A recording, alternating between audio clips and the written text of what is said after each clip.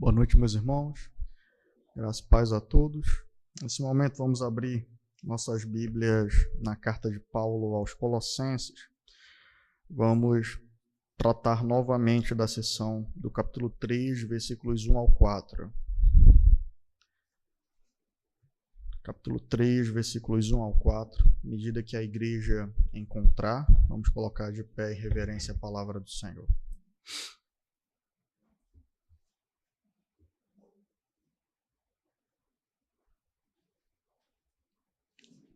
Carta de Paulo aos Colossenses, capítulo 3, versos 1 ao 4. Vamos finalizar hoje essa sessão. Amém? Assim diz a palavra do Senhor. Portanto, se vocês foram ressuscitados juntamente com Cristo, busquem as coisas lá do alto, onde Cristo vive, assentado à direita de Deus. Pensem nas coisas lá do alto, e não nas que são aqui da terra, porque vocês morreram, e a vida de vocês está oculta juntamente com Cristo em Deus. Quando Cristo, que é a vida de vocês, se manifestar, então vocês também serão manifestados com Ele em glória. Vamos ao Senhor em oração.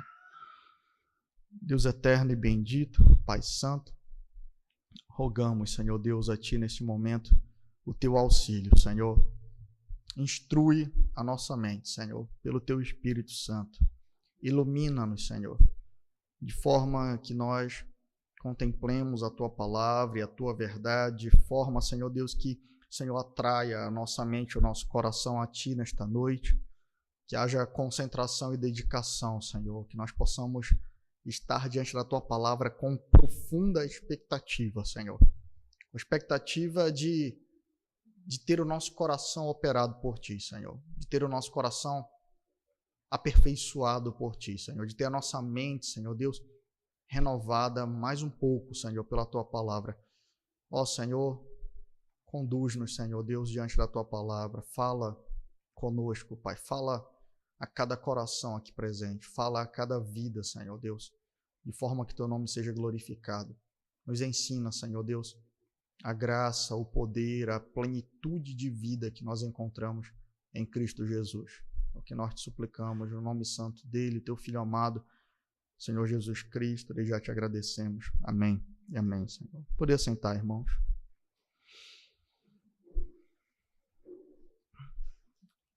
Irmãos, na pregação passada nós iniciamos a tratar dessa sessão e nós vimos que Paulo faz uma conclusão, então. Ele estava explicando que os irmãos em Colosso não deveriam dar ouvidos àquelas propostas concorrentes de espiritualidade mística, de agressão ao corpo, de um legalismo inútil que alguns propunham para eles, dizendo, olha, a fé em Cristo não é suficiente, vocês precisam crer em Cristo, então adicionar mais coisas para que vocês sejam salvos e experimentem, então, da plenitude da divindade. E Paulo diz, não, em Cristo vocês estão completos, em Cristo vocês estão plenos, em Cristo vocês têm tudo o que precisam, nele habita corporalmente toda a plenitude da divindade, e em Cristo vocês possuem tudo, vocês possuem pleno acesso a Deus, porque Ele é o próprio Deus, vocês possuem libertação do pecado, vitória sobre o pecado, vocês possuem poder para poder viver para Deus. Portanto, fujam dessas coisas. Essas coisas são invenções humanas, são carnalidade e não tem nada de espiritualidade ou de celestial nisso.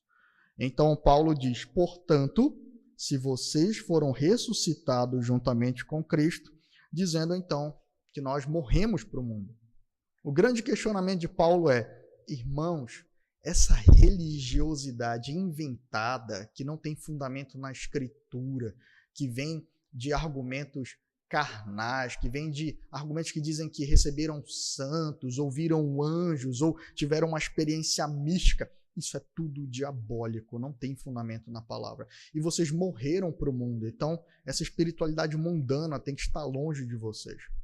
E então Paulo aproveita o raciocínio e diz, se vocês morreram para o mundo, se vocês morreram para o mundo, se vocês foram ressuscitados juntamente com Cristo, busquem as coisas lá do alto.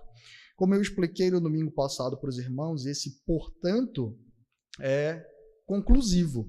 Ou seja, se vocês morreram e foram ressurretos em Cristo, ou porque vocês morreram e foram ressuscitados com Cristo, então agora vocês possuem responsabilidade de uma nova vida. Vocês possuem uma nova vida em Cristo. Vocês foram transformados e vocês possuem responsabilidade. Nós vimos que Paulo lista duas responsabilidades aos crentes aqui. Primeiramente, buscar as coisas do alto. Nós vimos que isso significa desejar as coisas celestiais, desejar as coisas que estão em Cristo. E nós vimos também que para que o nosso coração arda e deseje as coisas celestiais, nós precisamos ser instruídos pela palavra. Portanto, pensar nas coisas celestiais. Nós vimos, portanto, que o nosso Senhor Jesus Cristo ensina os crentes a almejarem 3 coisas dentre tantas celestiais. Na oração do Pai Nosso ele diz, santificado seja o teu nome, e portanto nós vimos que o crente deseja a glória de Deus. Venha a nós o teu reino, portanto nós vimos que o crente ele almeja que o reino do Senhor seja consumado na terra, e nós vimos que o crente ora, seja feita a tua vontade, Senhor. Portanto ele tem prazer, deleite em ver a vontade do seu Senhor cumprida em toda a face da terra. Nós vimos então que esse era o primeiro ponto, as responsabilidades da nova vida. Nós morremos para o mundo. Portanto, as coisas mundanas não são a ambição do coração do crente. As coisas mundanas não são aquilo que enche o nosso pensamento, mas as coisas celestiais que estão em Cristo. Amém? Hoje, então, nós vamos ver os 2 outros pontos anunciados. A fonte da nova vida e a consumação da nova vida. A fonte da nova vida e a consumação da nova vida. Primeiramente, a fonte da nova vida. Observem o que Paulo diz no versículo 3. Ele diz, porque vocês morreram e a vida de vocês está oculta juntamente com Cristo em Deus. Quando Cristo, que é a vida de vocês, se manifestar, então vocês também serão manifestados com ele em glória. Paulo então disse, irmãos, se vocês foram ressuscitados com Cristo, busquem as coisas lá do alto e pensem nas coisas lá do alto. Por que vocês morreram? Esse é o fundamento. Paulo está dizendo, vocês não têm como buscar as coisas do mundo, vocês não têm como pensar nas coisas do mundo, porque vocês morreram para essas coisas. E a vida de vocês, ela está oculta em Cristo, ou seja, a vida, quem vocês são, a fonte da vida está oculta no Senhor Jesus Cristo, juntamente com Deus, ou em Deus. Meus irmãos, essa passagem é muito poderosa. Ela tem 3 significados que é importante que nós entendamos. Quando Paulo diz que a nossa vida está oculta em Cristo, o primeiro significado é que Cristo ele é o fundamento e o poder dessa nova vida. Observem que Paulo tem uma ênfase constante em Cristo. Ele diz lá no versículo 1, portanto, se vocês foram ressuscitados juntamente com Cristo, busquem as coisas lá do alto, onde Cristo vive assentado à direita de Deus. Depois, no versículo 3, ele diz, porque vocês morreram e a vida de vocês está oculta juntamente com Cristo em Deus. No versículo 4, quando Cristo, que é a vida de vocês, se manifestar. Paulo primeiramente ensina, então, que a nossa vida, o fundamento, o poder dessa nova vida se encontra no Senhor Jesus Cristo. O que ele está dizendo é que nós não temos como fonte vital carnalidade, irmãos. O que alimenta o nosso ser, a nossa alma, o que nos dá força, energia, vigor, a vida do crente, ela flui de Cristo Jesus. Ela está oculta, ela está guardada no Senhor Jesus Cristo. Observem que não é a primeira vez que Paulo fala isso aqui, sobre algo estar oculto em Cristo. Vamos ao capítulo 2, versículo 2.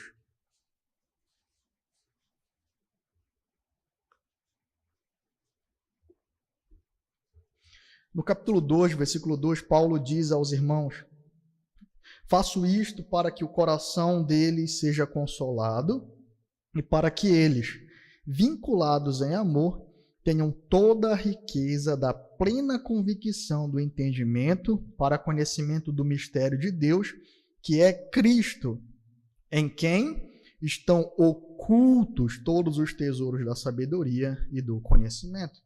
Paulo disse, portanto, que todo o tesouro de Deus, todo o tesouro do alto, toda a vida está oculta em Cristo ou entesourada nele. Quando Paulo diz, portanto, que a nossa vida também está oculta em Cristo, significa que nós só podemos experimentar de plenitude de vida por meio de um crescente relacionamento com Ele, irmãos. Se nós desejamos ter poder, se nós desejamos conhecer a plenitude da vida cristã, a beleza da nova vida, a profundidade da nova vida, o poder da nova vida, isso só pode ser experimentado se o nosso conhecimento de Cristo aumentar, se aprofundar, se o nosso relacionamento com Ele experimentar de intensidade. À medida que o crente, então, se volta para Cristo, à medida que o crente, então, contempla o Senhor, à medida que o crente, então, se relaciona com o seu mestre, ele experimenta cada vez de mais vida e mais vigor e mais conhecimento do tesouro e da plenitude da vida que se encontra em Cristo. Nós contemplamos quem o Senhor é, quem Deus é. Nós contemplamos poder, graça, misericórdia. Experimentamos do seu pastoreio, das suas promessas, da sua vitória. À medida que nós crescemos em comunhão com o Senhor, somos conduzidos a experimentar de todo o poder e plenitude da nossa nova vida, que é Cristo. Sem comunhão com Cristo, meus irmãos, o crente se torna fraco. Sem comunhão com Cristo, o crente perde vigor. Sem comunhão com Cristo, a fé, ela definha. Sem comunhão com Cristo, você fica desnutrido, fraco, impotente.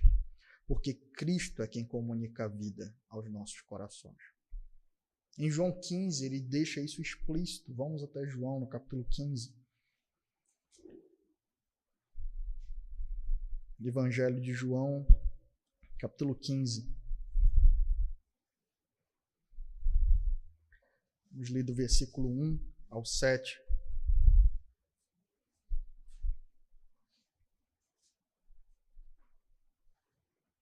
Evangelho de João 15, 1 ao 7. Eu sou a videira verdadeira, e meu Pai é o lavrador. Todo ramo que estando em mim não der fruto, ele o corta, e todo que dá fruto ele limpa, para que produza mais fruto ainda. Vocês já estão limpos por causa da palavra que lhes tenho falado.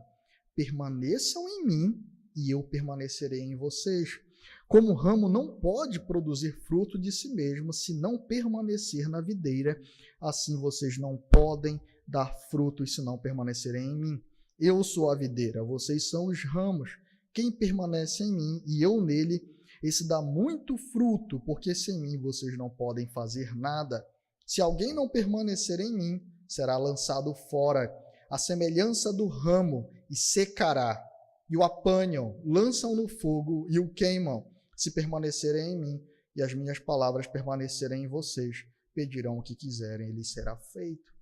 Cristo diz, portanto, aquele que permanece em mim, assim como um ramo enxertado numa videira, ele recebe seiva, ele recebe poder, ele recebe graça.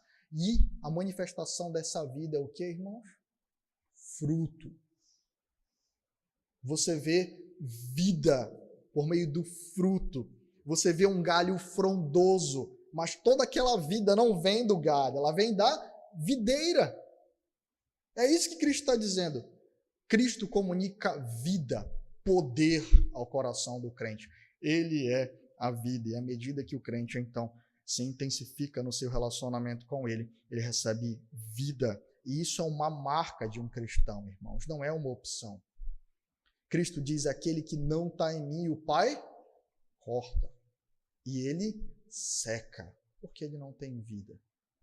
Quem não está em Cristo padecerá de morte. Não há vida fora do Senhor Jesus Cristo. De maneira que, então, Paulo está dizendo, a vida de vocês está oculta em Cristo.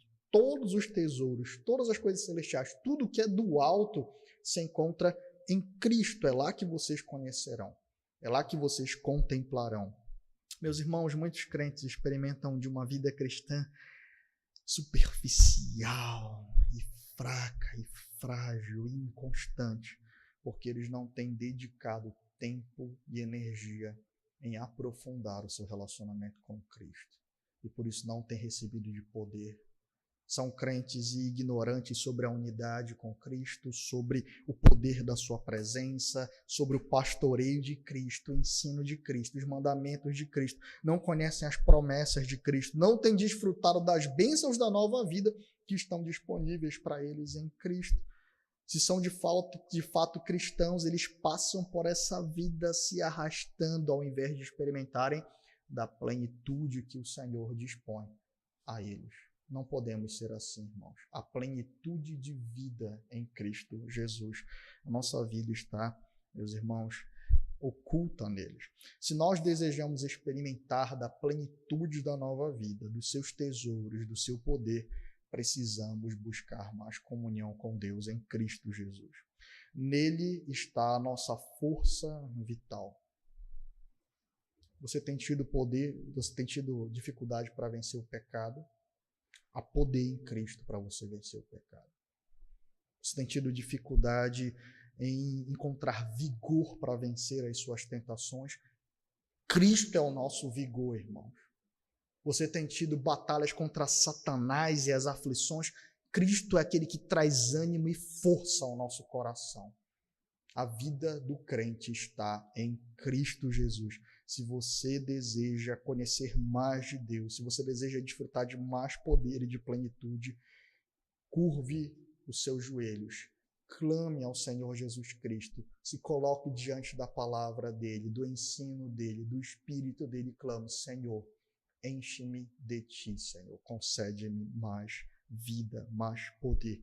Ele é a fonte da nossa vida. Ele é a nossa própria vida. Nós estamos unidos a Ele, irmãos. Portanto, não há nenhum suprimento, nenhuma medida de graça que não possa ser concedida a nós.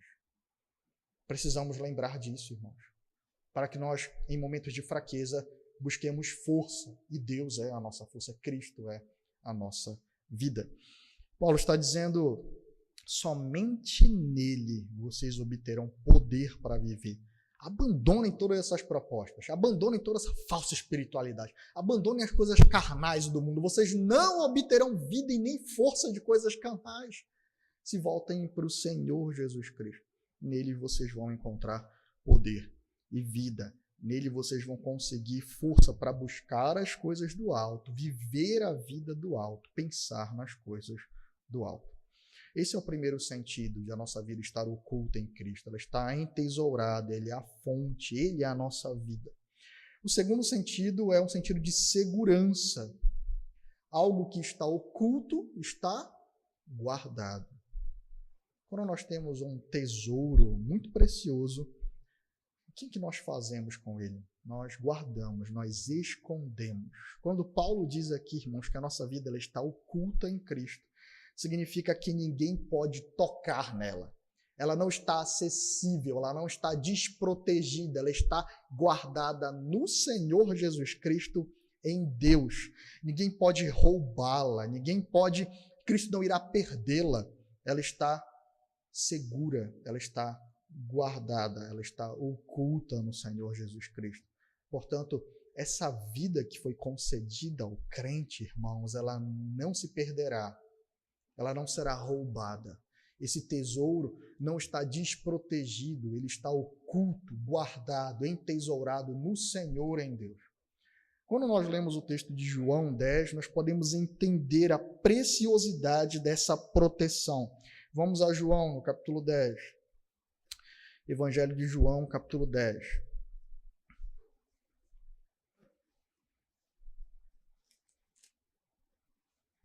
Versículo 27 ao 30.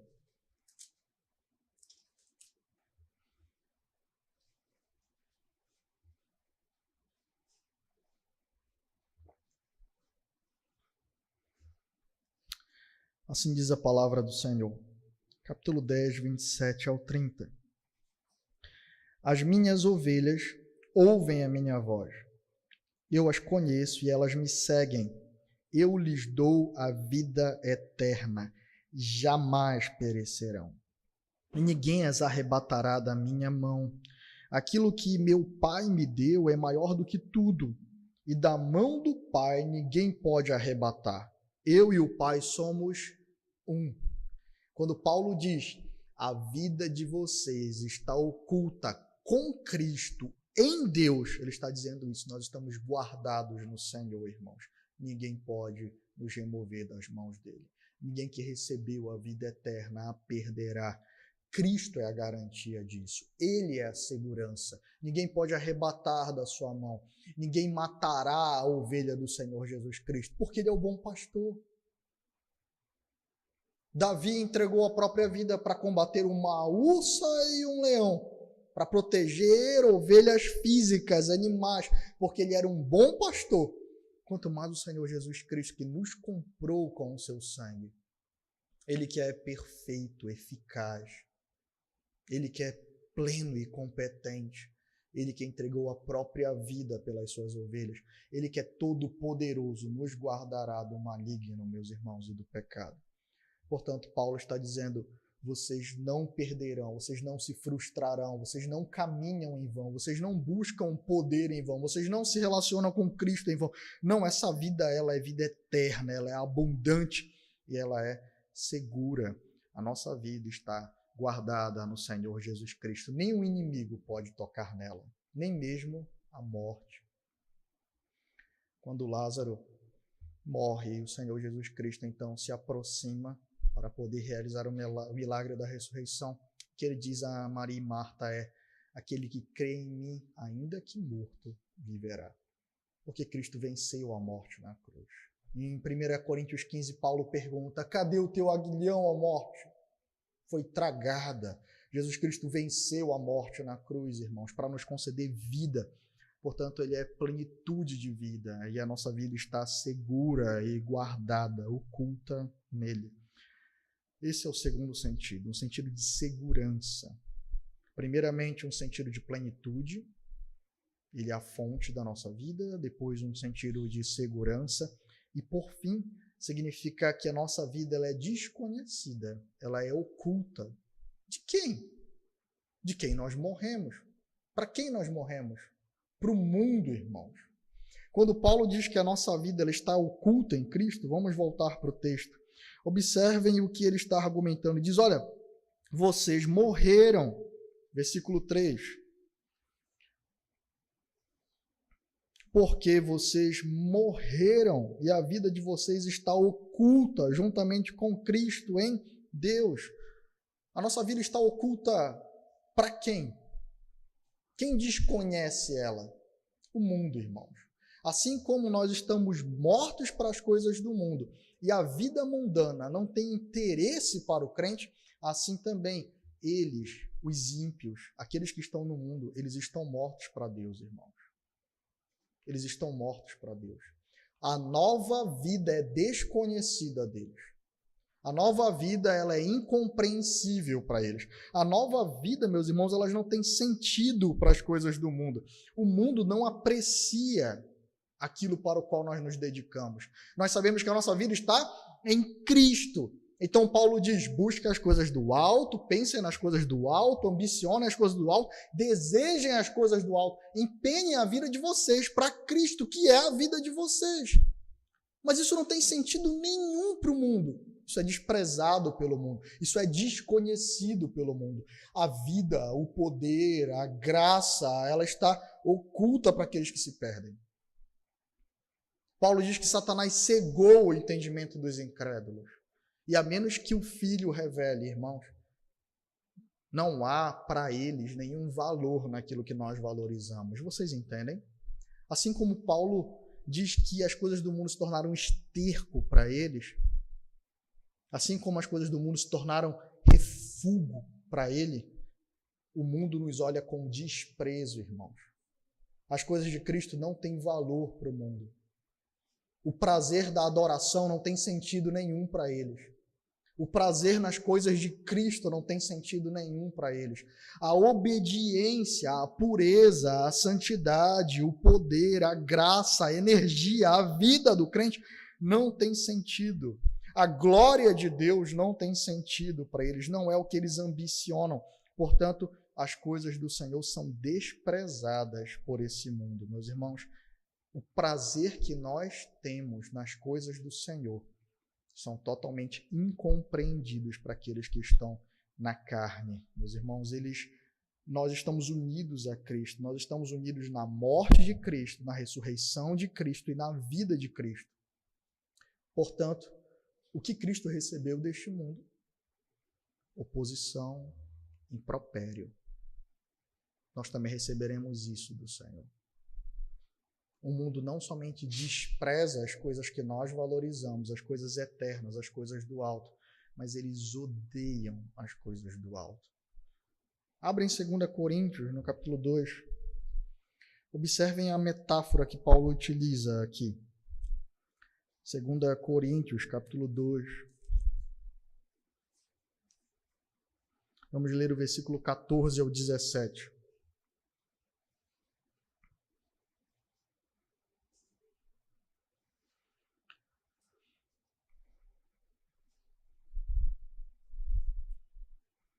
Segunda Coríntios 2, 14. Graças, porém, a Deus, que em Cristo sempre nos conduz em triunfo e por meio de nós manifesta a fragrância do seu conhecimento em todos os lugares. Porque nós somos para com Deus o bom perfume de Cristo, tanto entre os que estão sendo salvos como entre os que estão se perdendo. Para com estes, cheiro de morte para morte, para com aqueles, aroma de vida para vida. Quem, porém, é capaz de fazer estas coisas? Porque nós não estamos, como tantos outros, mercadejando a palavra de Deus. Pelo contrário, em Cristo é que falamos na presença de Deus, com sinceridade e da parte do próprio Deus. Paulo está dizendo, olha, graças seja dada ao Senhor. Porque por meio da nossa vida, por meio da pregação, nós temos sido o bom perfume de Cristo. Cheiro de vida para uns e cheiro de morte para outros. O perfume é ruim? Não. Ele diz, nós somos o bom perfume de Cristo. Mas observem que aqueles que sentem essa fragrância, sentem de maneira diferente. Paulo diz que aqueles que estão vivos e estão sendo salvos, eles sentem a fragrância do Senhor Jesus Cristo, o perfume do Senhor Jesus Cristo, como cheiro de vida. Mas aqueles que estão se perdendo e os ímpios, eles sentem o bom perfume de Cristo como cheiro de morte. Essa expressão, cheiro de morte, você sabe o que ela significa? É exatamente algo que está apodrecendo. Observem como a expressão é forte. O que Paulo está dizendo é que o bom perfume de Cristo para o ímpio, o bom perfume de Cristo para o mundo, traz tanta agonia quanto o cheiro de morte traz para o nariz natural. É repugnante, é ofensivo, traz perturbação. Paulo está dizendo que Cristo habita em nós, meus irmãos, de maneira que nós exalamos o cheiro do nosso Mestre. E como é que o mundo sente esse cheiro? De maneira desagradável. Portanto, assim como eles repudiam ao Senhor, eles irão repudiar aos crentes.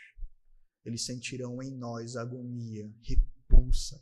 Eles não sabem explicar, mas nós somos desagradáveis. Quanto mais nós exalamos o aroma de Cristo, mais os ímpios se incomodam. Eles não sabem explicar. Mas quanto mais comunhão com Cristo nós temos, mais esse perfume se exala de nós. E isso é cheiro de vida para os que são salvos e estão sendo salvos.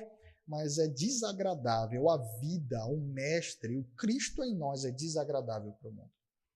A ilustração aqui de termos o perfume de Cristo, alguém poderia dizer, é como nós abraçarmos alguém que nós amamos, e então, de repente, você fica impregnado com aquele perfume, e você diz, rapaz, eu estou só o cheiro de tal pessoa. Não, irmãos, é algo muito mais profundo. Paulo não diz que o perfume de Cristo se impregna em nós. Ele diz, nós somos o perfume de Cristo. Paulo diz que a nossa unidade com Cristo é tamanha que nós exalamos o cheiro do nosso Mestre. Nós, como crentes, temos vida e Cristo habita em nós e nós estamos em Cristo, de maneira que a vida que agora eu vivo pelo Filho de Deus. É isso que Paulo diz em Gálatas, no capítulo 2, versículo 20. A vida que agora eu tenho, eu vivo em Cristo. Cristo vive em mim, de maneira que o crente, ele manifesta o bom perfume de Cristo, meus irmãos. Isso é insuportável para o mundo. Portanto, não se espante quando o mundo desprezar aquilo que nós valorizamos. Não se espante quando o mundo convidar você para abrir mão das coisas do alto pelas coisas da terra. Não se surpreenda quando seus amigos pagãos não conseguirem entender a guarda do dia do Senhor. É porque eles estão apegados às coisas do mundo. E elas têm muito mais prazer para eles do que a adoração do nome do Senhor. Prestar culto, cantar ao Senhor, ouvir a palavra do Senhor, isso não tem sentido para quem é mundano, mas enche o coração daqueles que estão em Cristo Jesus, porque Ele é a nossa vida. E nós almejamos as coisas do alto, e nós, então, participamos destas coisas com prazer. Nós vimos, portanto, que Cristo é a fonte da nossa vida. Estar oculto em Cristo tem 3 sentidos. Primeiramente, plenitude, segurança e desconhecimento para o mundo. O último ponto é a consumação da nova vida. Nós vimos, primeiramente, as responsabilidades da nova vida no domingo passado. Nesse domingo, nós vimos a fonte da nova vida, é Cristo. Ele é a nossa vida. E, por fim, vamos ver a consumação da nova vida. Temos uma promessa, então, no versículo 4. Vamos voltar para Colossenses 3, versículo 4. Quando Cristo, que é a vida de vocês, se manifestar, então vocês também serão manifestos com Ele em glória. Então, observem que há uma ideia progressiva de Paulo aqui. Vocês morreram para o mundo, para as coisas do mundo. Vocês morreram para a agradabilidade do mundo, para a amizade do mundo. Vocês ressuscitaram para Cristo, para Deus. De maneira que as coisas do alto, a vida de Cristo, é exatamente agora para o que vocês vivem, para Deus. Mas essa vida, ela está oculta, ela está em desconhecimento do mundo. Contudo, ela será manifesta. Quando Cristo, que é a vida de vocês, se manifestar, então vocês também serão manifestados com Ele em glória. Meus irmãos, o mundo nos odeia, o mundo rejeita o senhorio de Cristo, o mundo desdenha e despreza o crente fiel, o mundo ele abomina aquilo que nós nos regozijamos, mas isso tem um limite e um fim. A promessa de Paulo é, haverá um dia, quando Cristo se manifestar em toda a glória, ele também manifestará a glória da vida da igreja nele. Aleluia, irmãos. Essa é a promessa que nós temos. Observem, por exemplo, Apocalipse, no capítulo 19. Nós temos aqui uma visão de João, onde Cristo está consumando o seu reino. E ele se manifesta com poder, com glória, consumando as promessas, consumando a implantação do reino. E quem é que está com ele, meus irmãos, em toda essa glória? Apocalipse 19.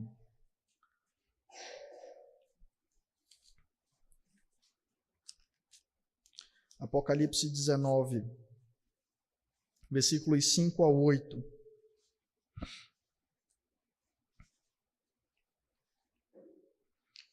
Assim diz a palavra do Senhor. E do trono saiu uma voz que dizia: louvem o nosso Deus, todos vocês, os seus servos, todos os que o temem, os pequenos e os grandes.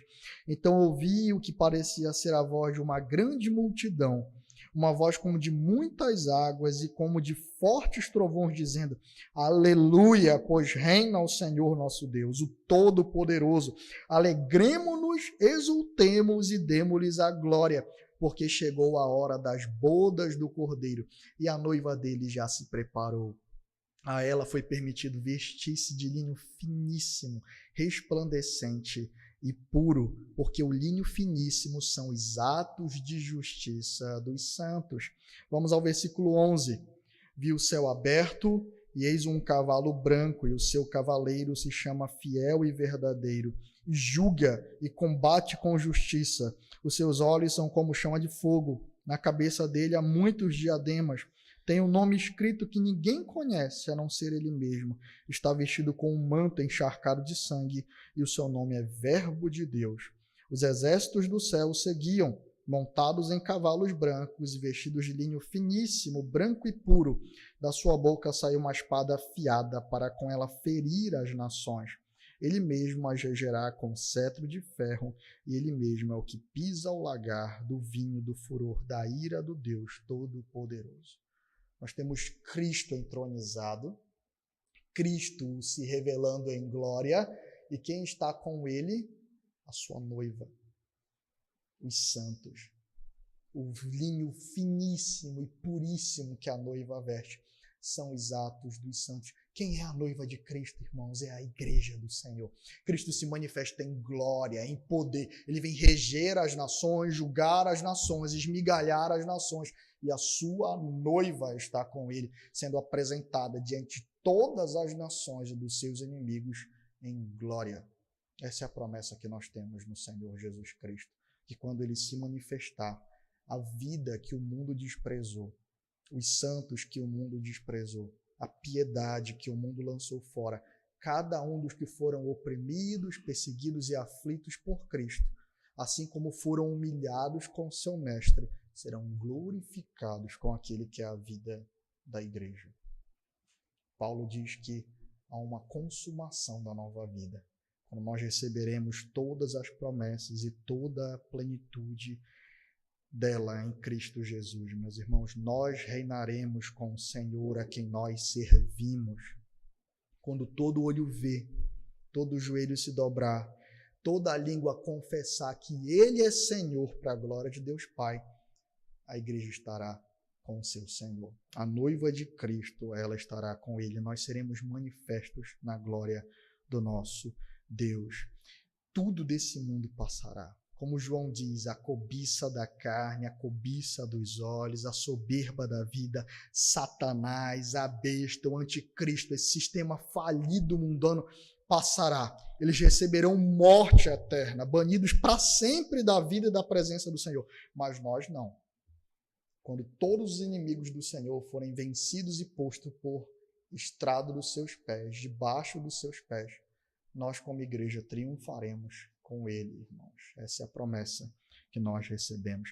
A nossa vida está oculta em Cristo e toda a glória dessa vida será manifesta juntamente com Ele. Nós teremos vencido o diabo, o mundo, a carne, a morte, o mal, os inimigos contra os quais nós lutamos a vida inteira, tendo Cristo como a fonte do nosso poder, serão vencidos, meus irmãos. Estarão debaixo dos pés do nosso Senhor. E todas as bênçãos celestiais que nós buscamos e nós pensamos ardentemente, todas as coisas do alto que nós fomos ordenados a buscar e a pensar, elas serão finalmente entregues em sua plenitude para nós. Portanto, a ordem que Paulo dá não é um esforço inútil, não é um talvez, é uma certeza. Ele esmagou a cabeça da serpente para glorificar o seu nome e a sua noiva. Nós temos algumas reflexões para nós finalizarmos o sermão de hoje.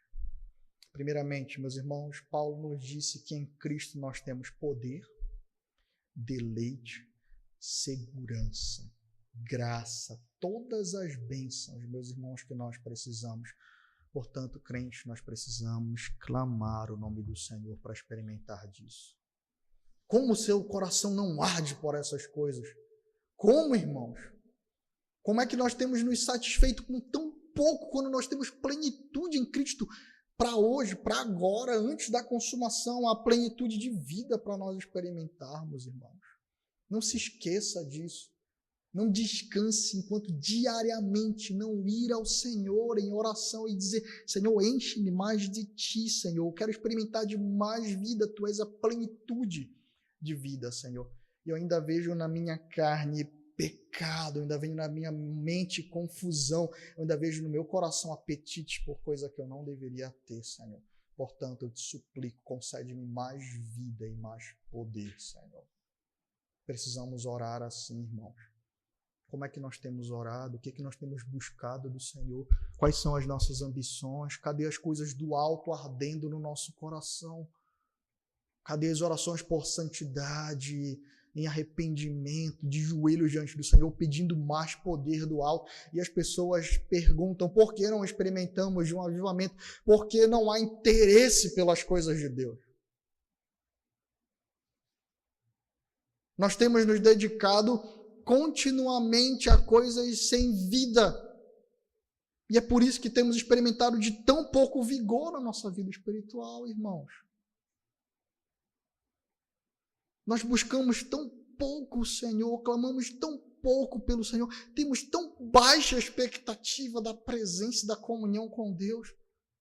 E é por isso que nós somos fracos espirituais, inconstantes, irmãos. Resta a nós clamar por mais poder e graça do Senhor. Por que nós passamos tanto tempo com as coisas do mundo se a nossa vida é Cristo, irmãos? Por que nós empenhamos tanta energia e pensamento e prazer no mundo onde há morte e trevas? Por que nós não passamos tanto tempo exercitando nossa mente como nós deveríamos, nosso coração, nossa submissão a Cristo? Observem que há uma inconsistência nesse tipo de vida cristã. A segunda reflexão é: nós temos sentido prazer no perfume de Cristo, irmãos? Nós temos lido a palavra do Senhor e nos deleitamos nela? Nós nos deleitamos em orar, irmãos? Nós nos deleitamos em buscar o Senhor? Nós nos deleitamos no culto, irmãos? Meus irmãos, nós rimos, nós gargalhamos, nós experimentamos do que nós chamamos de alegria com coisas mundanas. Quantas coisas do mundo nós não buscamos com o pensamento? Isso trará alívio e algum divertimento ao meu coração. Isso trará alívio e algum prazer para a minha vida cansada. Por que não Cristo? Porque nós tratamos as coisas do Senhor como um peso, um fardo. É pesado orar, pesado meditar na palavra, pesado vir domingo para a igreja, pesado cumprir o dia do Senhor. Eu empenho tempo, energia, dinheiro em cada coisa que o mundo me oferece, em cada âmbito do sistema mundano. Eu sou fiel ao meu trabalho, fiel ao meu entretenimento, fiel à minha série de TV, mas não tenho compromisso com o Senhor. Nossos corações estão doentes, irmãos, se eles não têm experimentado de deleite nas coisas de Deus, prazer, regozijo, porque Cristo nos chamou para nós nos regozijarmos nele, irmãos. Você tem deleite nas coisas de Deus? Caso contrário, clame ao Senhor. Ó Senhor, desperta a minha mente e o meu coração para me regozijar em Ti, Senhor. Para que quando eu pense em uma atividade de prazer, eu possa me voltar para Ti, Senhor. Para que a minha alma encontre descanso, conforto e alívio em Ti, Senhor. Porque eu não vou conseguir encontrar nas coisas do mundo.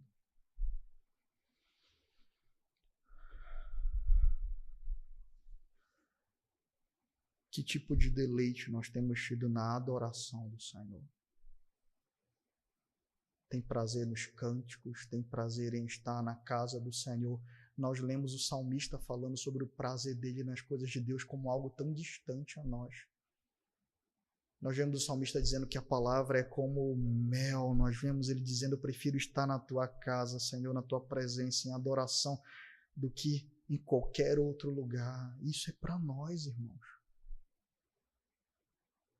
Isso é para nós. Não podemos descansar e nos contentar com menos do que isso. A terceira reflexão é: nós temos exalado o bom perfume de Cristo? Você sabe que existe uma prova prática para isso. Como os crentes têm experimentado da sua vida? A sua vida traz edificação aos crentes? A sua vida traz alegria, gozo, comunica graça aos crentes? Ou será que há alguma coisa estranha na maneira como você vive o Evangelho? No nariz daqueles que são piedosos? Como é que o mundo sente o seu cheiro? Com algum incômodo e agonia ou não? Será que você é muito agradável? Se o seu perfume é agradável ao mundo, você não está exalando o bom cheiro de Cristo. E os seus irmãos são ótimos detectores para saber se a sua vida tem sido uma vida de piedade, porque os piedosos sentem na vida uns dos outros o bom perfume do Senhor Jesus Cristo. Qual o testemunho que você recebe no seu dia a dia, irmãos, dos crentes e do mundo? Esses dois testemunhos têm importância para a maneira como nós temos vivido a nossa vida em Cristo ou fora dele. Por fim, meus irmãos, nós desfrutaremos de aflições, nós desfrutaremos de problemas nesse mundo, nós desfrutaremos de ódio, desprezo, porque a nossa vida está oculta em Cristo, mas não para sempre. Elas não podem ser comparadas ao peso de glória que o Senhor manifestará a nós e em nós no fim dos tempos, meus irmãos. Quando Ele se manifestar em glória, a glória do crente estará revelada em Cristo para o mundo inteiro, irmãos. Nós podemos experimentar de aflições agora, mas tem de bom ânimo, porque Cristo venceu o mundo e nós vencemos o mundo no Senhor Jesus Cristo. Portanto, buscai as coisas lá do alto e pensai nas coisas lá do alto, porque todas elas serão entregues a nós em Cristo Jesus, a nossa vida.